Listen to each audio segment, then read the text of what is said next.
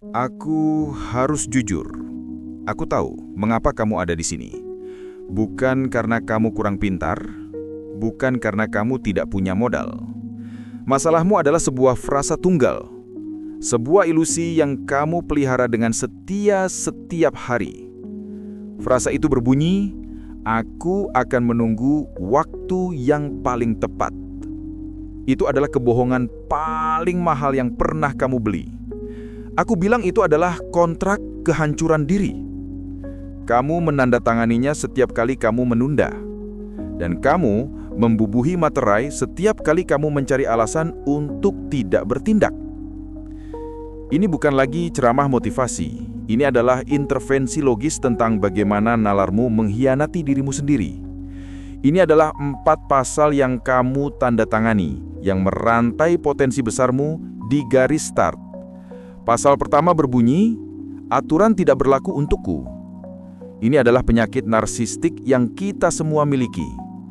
Kita melihat kejayaan orang lain dan kita cepat-cepat berbisik, dia pasti hoki, atau dia pasti punya koneksi khusus.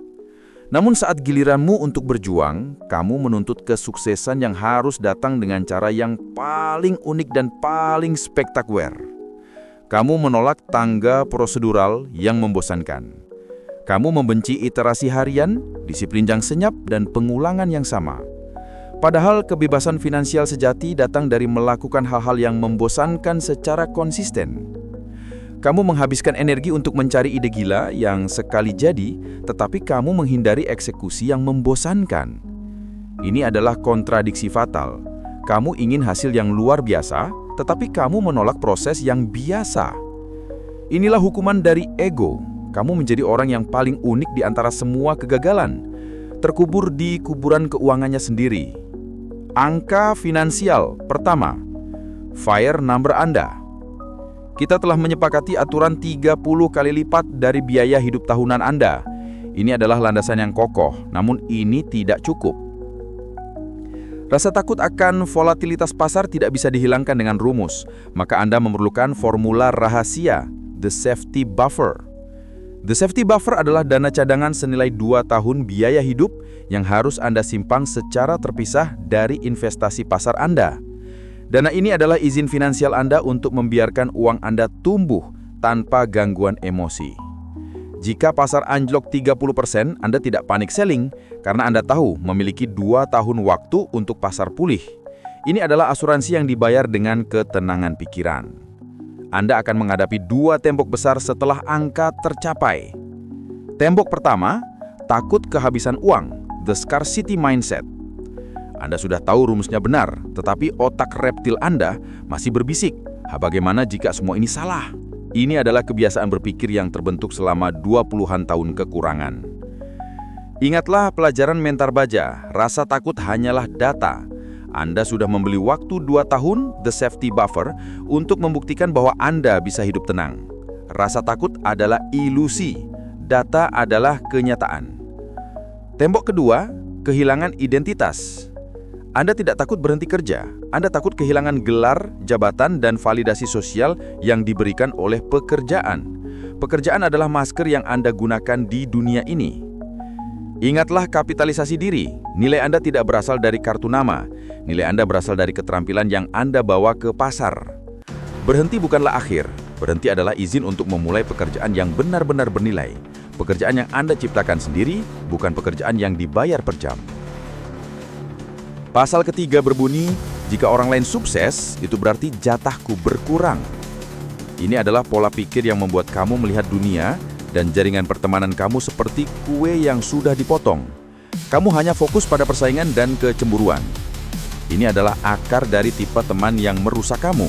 Kamu menarik orang yang hanya fokus pada apa yang sudah ada, bukan pada apa yang bisa diciptakan. Orang kaya beroperasi dengan hukum kapitalisasi jaringan. Mereka melihat pertumbuhan orang lain sebagai leverage dan investasi bagi diri mereka sendiri.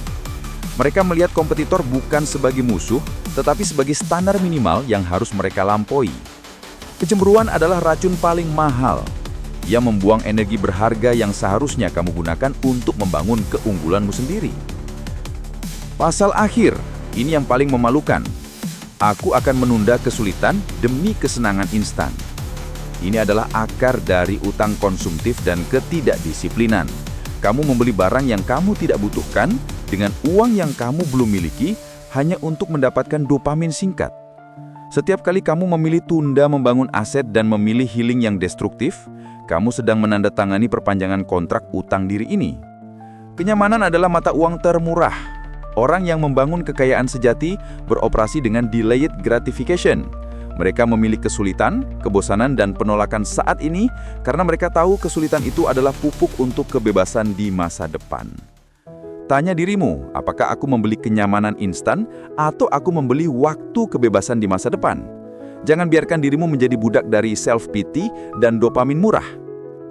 Maka, sebelum Anda resign, lakukan tes pensiun praktis ini. Tes pertama, tes passive income 12 bulan. Jangan hanya memprediksi pendapatan pasif, uji coba selama 1 tahun penuh. Pastikan pendapatan pasif Anda stabil dan mampu menutupi biaya hidup tanpa Anda menyentuh aset investasi utama. Lakukan ini saat Anda masih bekerja untuk menghilangkan risiko kegagalan. Tes kedua, tes tujuan, the why test. Jika Anda berhenti bekerja besok, apa proyek besar, passion, purpose yang akan Anda kerjakan? Jawaban bersantai atau liburan adalah jawaban yang salah. Anda harus memiliki proyek yang begitu menarik, sehingga Anda akan melakukannya bahkan jika Anda tidak dibayar. Tes ketiga, tes pengkhianatan waktu. Tanya dirimu, apakah aku mau menukar 1 tahun lagi dari hidupku untuk uang? Setiap tahun yang Anda tambahkan setelah mencapai fire number adalah pengkhianatan terhadap diri sendiri, dan itu adalah biaya termahal dari sindrom 1 tahun lagi. Berhenti kerja bukanlah garis finish. Garis finish adalah memiliki izin finansial untuk memulai hidup yang sebenarnya. Pilihan di tanganmu, mau jadi aktor yang terbangun mengambil risiko dan menguasai timing, atau terus jadi korban dari mitos yang kamu yakini. Tulis di kolom komentar, mari kita mulai, jika kamu berani memulai perhitungan ini.